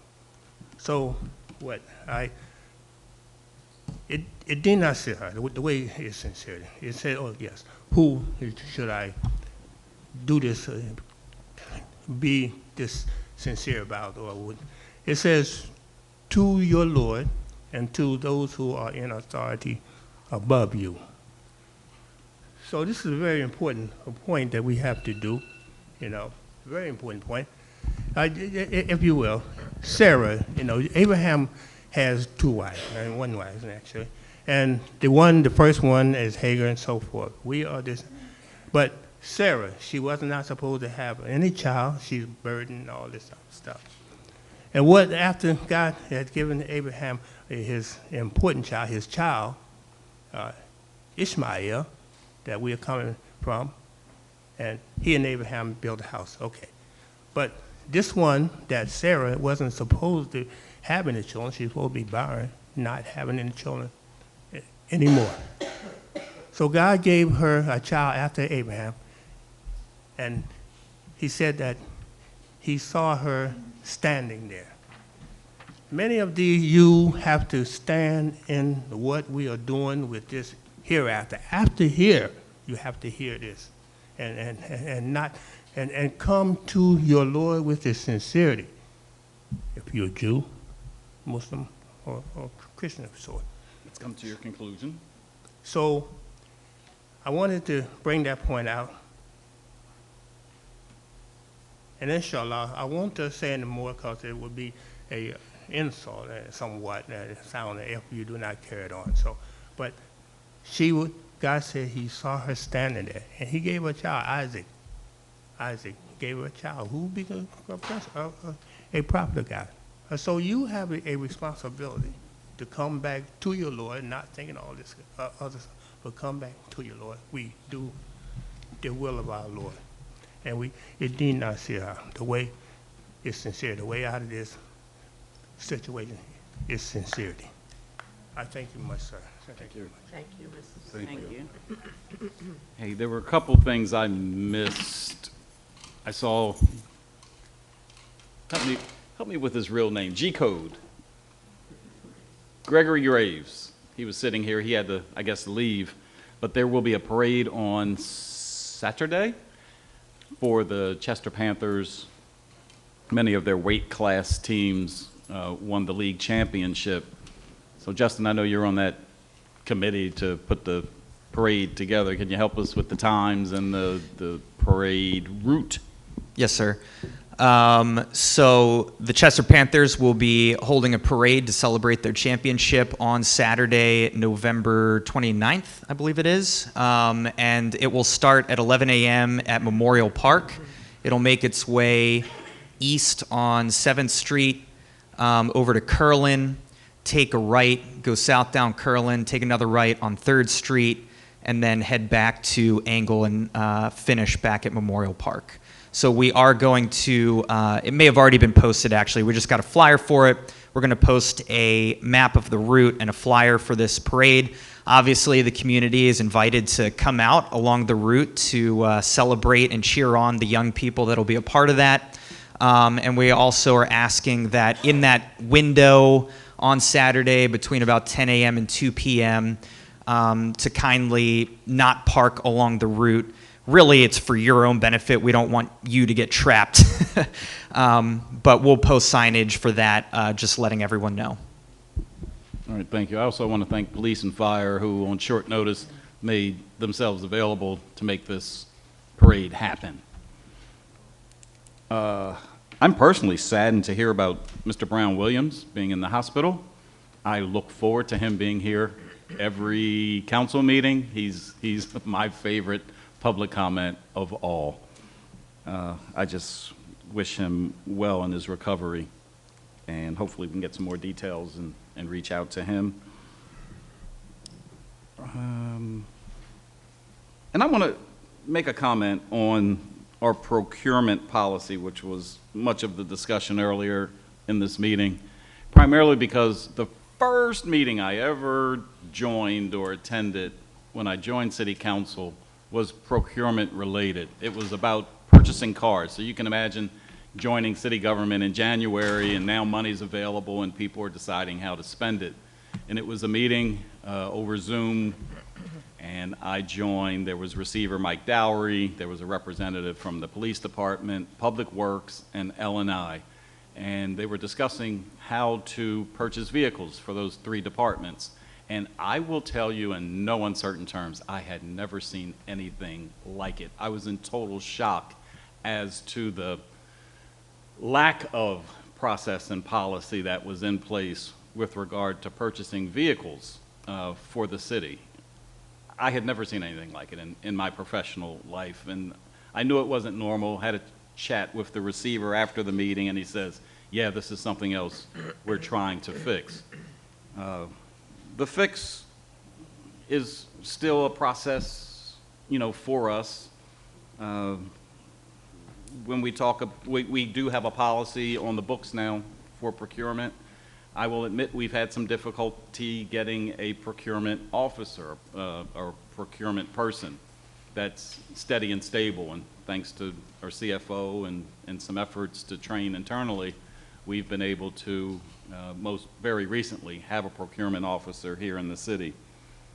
I'm no expert in this space, but I will say when I was working on the pool that very first year, the pool was in really, really bad shape, the pool in Memorial Park. We had $5,000 in the budget for repairs, and that wasn't going to touch the type of things that needed to be repaired. So I just went with my resources, and I called on some local companies. I called on Labor's Local 413, and I was like, would you volunteer your services to do this, that, and the other? And they all came on board to do so, only for me to find out that that's not how you do business. Like, you can't get free work from these organizations. The policy, or if there were a policy in place, what has to happen is if, and it's called pro bono work, if they do agree to do the work, they have to submit to the city on their letterhead, this is the value of the work that we've done for you, so that it's recorded and, you know, put on the books so that it doesn't look like they're doing a favor for us and we do a favor for them in return, and that all made sense to me. Now we're to a point where we have selection committees on anything that we purchase, any of the, you know, the services that we acquire, any of the contracts. Sometimes we have some comments about the selection committee. Are we really selecting the things that are important or not? And we're getting a lot better at it. Our selection committees usually are represented by one person on city council, one person from the department in which it goes. It's somebody from the receivers. It's usually our chief of staff. So it's a fair committee. So I just want to say that the procurement process in the city has gone from whatever goes to a very to a policy for procurement, to a selection committee type of a structure. It does bring consistency, it does bring some control, it does take a lot of the guesswork out of how we engage with our, where we get services and who we get services from. So I just wanted to share that. Anything else from council before we? Yeah. Yeah. One last go. Go Whoop, Mr. Salim wants to say something else. We're going to allow that. Snap. Oh, you got to get to a microphone, and the people at home can't hear you. You can go right here. Just grab one from the top here. Ladies first, Councilwoman. I'm gonna give you 20 seconds, so wrap it up. Right quick, sir. You know, I heard you say all this that is said last time. You said it's too much for you, it's too speedy for you, if I'm using it right. I see the receiver. He's shaky when he's up here, sir, and some of these things can be read very clear. And then if he allowed to, he's trying to keep up with what's happening here, you know. But if he allowed to go, because he got some of the older receiver, and he got he could go. You could go, sir. You too can go. You just be you. Inshallah. Mr. Salim, that's it. What, council, what do we have? I have, oh, I'm sorry. Good. I wanted to acknowledge the chaplains corps when the incident arrived with the fire with the three-year-old and the young lady. Most of them were out there on the scene talking to our residents, consoling them, and I just wanted to thank them for their presence. Many of you may not know, but at any time a chaplain can be called, and they go out and they go to the hospitals, they stay with the families until the very last moment. And so I thank you all for the work that you do and continue to keep uplifting our community. The other thing I wanted to mention was when we arrived, Councilman Green and myself, to the scene, we not only seen our fire department, but there were other fire departments that were there, and they did a phenomenal job with the rescue, and my hat is off to all of them. Thank you for the fire departments and the volunteers. They were so very compassionate, and it showed. And so I just wanted to acknowledge both them, our own fire department, and our chaplains. Thank you. Yeah, I wanted to just sneak in with regard to the chaplains. Their job has been made a lot more difficult because of the fact that we still ain't got no hospital.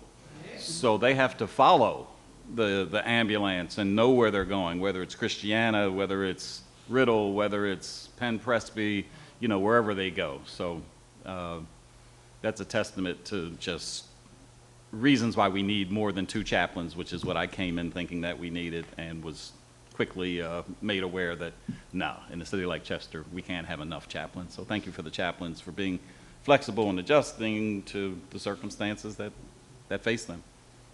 And I would just like to comment too on the fire that happened where we lost a 3-year-old baby and the mother is in critical condition. But I just like to acknowledge our police officers too. I believe they got there before the firefighters did. And it's my understanding that some of them went into the burning building and went upstairs looking for the baby. Commissioner, you want to elaborate on that?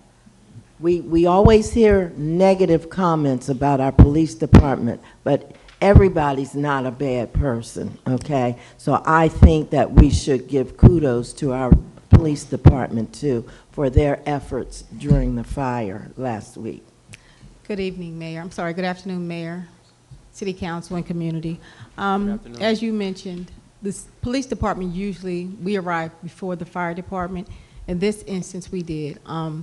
Officers went through the neighbor's residence and climbed out on the roof. Okay. And when they tried to go in through the window, the heat was too much for them. Mm-hmm. So they didn't have the time, or they couldn't access the building. So the fire department did come up to where they were, and they were able to locate the child successfully. However, the police department did escort the paramedics, and the ambulance, the squad was driven by one of the police officers that was on location. Mm-hmm. So VMS personnel could tend to the 3-year-old. Thank you for straightening it out for me. Thank you. But I did want to acknowledge our police officers too for their heroic acts. Thank you. I know people say they get paid to do certain things, but it takes a lot to go into a fire. A Yeah, fire. to even run into anything like that. You're right. Thank you. Right. Thank you, Commissioner.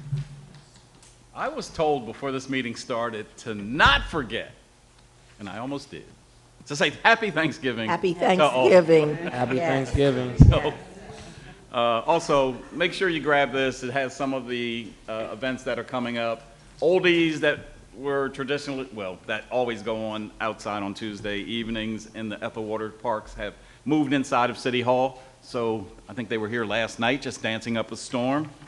I'm really excited about that. Santa is coming. There's another parade going on the, I don't call it a parade, but on December 6th. Saturday, December 6th, yes. So we go around town with the fire trucks and the lights and all. That's always great. What else was on here? Don't forget to download the Chester City Connect app where you get all the information. There's a picture of me next Tuesday in the mayor's lecture. I'm going to kind of dispel some rumors and I don't know, just let people know what I gained from going to Taiwan and how it's going to benefit the city of Chester. And I will say already it didn't involve a penny of taxpayer money for those couple trips over there. On the back side, there's a couple public hearings that you may be interested in attending. One regarding Delcora, the other PQ business on 291 They are probably doing some adjustments on their facilities that requires Department of Environmental Protection approval, and in that approval process, there's always public hearings. Mayor, It's all yours. I want to ask you a question. We have some ladies back here who had a sign. Oh, yeah, I wanted to see the sign. Put that sign up. What does that sign say? Thank you for reminding me. I saw that green sign. What does the sign say? Chester needs a trauma Hairnet center. cuts, People's Champ Mayor, backed it, receiver, don't block it. I wanted to know. Upside down. Come on. I wanted you to know that we see you and we understand and we feel the same way. No, we did meet with them, or I did meet with them, and they are very concerned that we're going to continue to have ambulance service. So in a nutshell, we did engage with ambulance service. They just wanted to make sure we're going to continue to engage, and they knew it was going to take some money from the city to continue to engage with them. What's important to know, though, is that the contract is not calendar year. It's not going to end in January. They are contracted, VMSC, the ambulance company, to be with us through April. So the funding that you'll see on that budget line item kicks in, in April. We don't know what it will be, but we think we have enough money to cover it. Right, Mr. CFO? Yes. Come on up here. You're standing back there for a reason. Yeah, we still ain't got a hospital. Well, we just need a trauma center. You know how violent Chester can be. Yeah, that's great. It's not city government's, that's not our purview at all. We would support anybody who would come in to do a trauma center, but I see she's still here. Our Department of Health Commissioner, Kristen Motley, could speak to you about anything related to health-related services. And that's so much of the work that she does is to kind of fill the gap here locally. Mr. CFO Richard Troutman, close us out, I guess? A quick reminder for those that have not paid their taxes that they would be due by December 31st by noontime in the office at the window downstairs. That will prevent them from going into delinquency. So it will save you as a taxpayer money to get it paid by December 31st. That's the reminder. Real estate taxes. Yes, yes. The city taxes, yes. Yeah. Yes, okay. Thank you. I think I'm ready to hit the gavel unless somebody stops me. Can I get a motion? So moved. Second. Motion carries. Meeting adjourned. Thank you. 2 hours. Yeah, I gotta go advertise. Yeah.